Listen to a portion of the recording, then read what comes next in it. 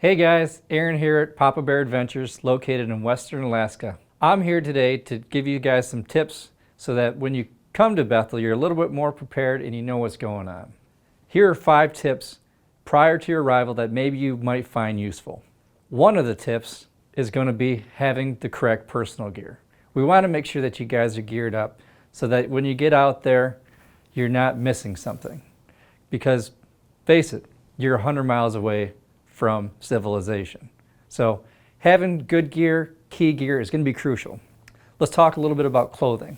You know, people always plan on, is it going to rain? How many days is it going to rain? Are the bugs going to be bad? Stuff like that.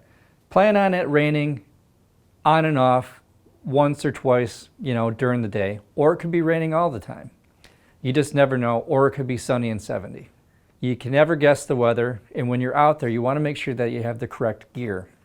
Having a good set of rain gear, whether it be KUIU, Sitka, or your local Columbia stuff, you want to make sure that you have the correct gear that's going to make you as dry as possible.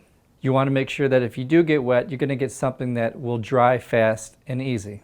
Another good gear is the correct sleeping bag. Plan on, if you're out in one of the rivers, that it's going to be anywhere between 45 to 65 degrees.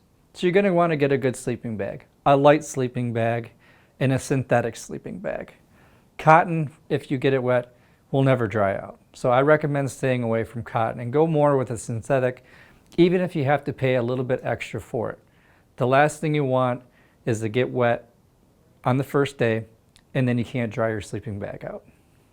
Another crucial point I want to bring up is having a good GPS. Spend the extra money if you have an older GPS. Maybe your whole group can go in on a good one, and then make sure that everyone knows how to operate the GPS. Make sure it's user-friendly from you to the last guy. Just in case something would ever happen, you all know how to operate it. Make sure that you have the correct chip in your GPS.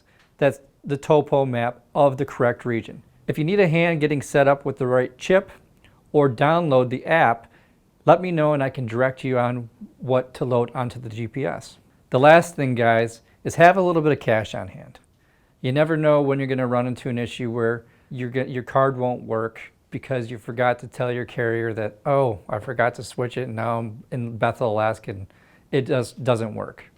You're also going to need some cash to tip maybe your drivers. Some rivers require you to pay in cash, so have it handy and accessible when needed.